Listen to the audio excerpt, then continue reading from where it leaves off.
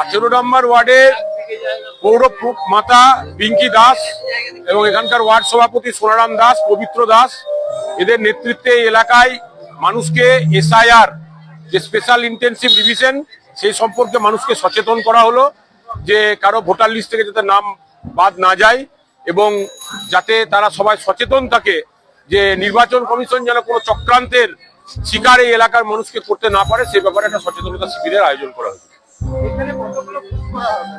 হ্যাঁ, 8টা বুথ আছে, 8টা বুথেই 8টা ক্যাম্প হবে এবং 3টে পার্টি অফিসে লাগাতার 2জন করে প্রতিনিধি থাকবে এবং বিএলওর সঙ্গে বিএলএ এজেন্টরা অত্যন্ত সক্রিয় থাকবে এবং কারা কারা থাকবে তাদের নামও এই সভা থেকে ঘোষণা করে দেওয়া হবে। রমারঞ্জন চট্টোপাধ্যায়।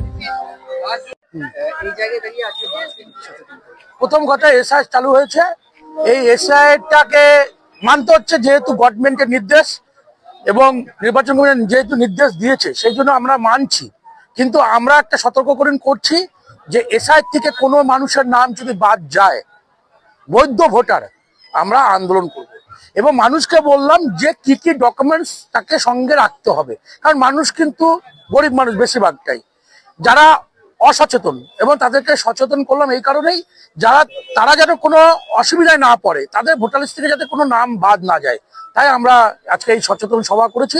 এবং আমার মনে হয় বীরভূম জেলাতে কোনো একটা ওয়ার্ড এই প্রথম এইভাবে মানুষকে ডেকে আমরা সচেতন করতে পারলাম এবং আমার মনে হয় আমরা মানুষকে বোঝাতে পেরেছি এবং মানুষ এইভাবে, আমরা যেহেতু 4টে ক্যাম্প করছি ওয়ার্ডে, 1 মাস ধরে আমাদের 4টে ক্যাম্প থাকবে, যেই ক্যাম্পে থেকে মানুষ সহযোগিতা পাবে সব ধরনের সাথে।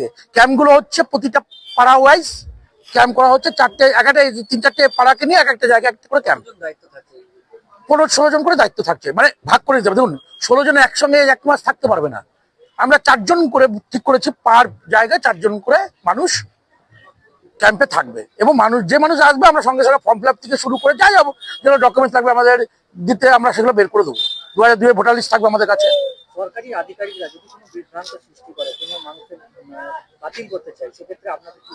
প্রথম কথা হচ্ছে আমরা মানুষকে একটা কথা বললাম যে আপনারা যারাই আসুক, যে সরকারি বিএলও আসুক, তা যে ফর্মটা ফিল আপ করে জমা দেবেন, একটা রিসিপ্ট তার কাছ থেকে করে নেবেন এবং যদি কোনো একটা ভুল করে তারা নাম বাদ দেয় বা ইচ্ছাকৃত বাদ দেয়, আমরা আইনে যাব এবং তার বিরুদ্ধে আমরা সব ধরনের ব্যবস্থা নেব।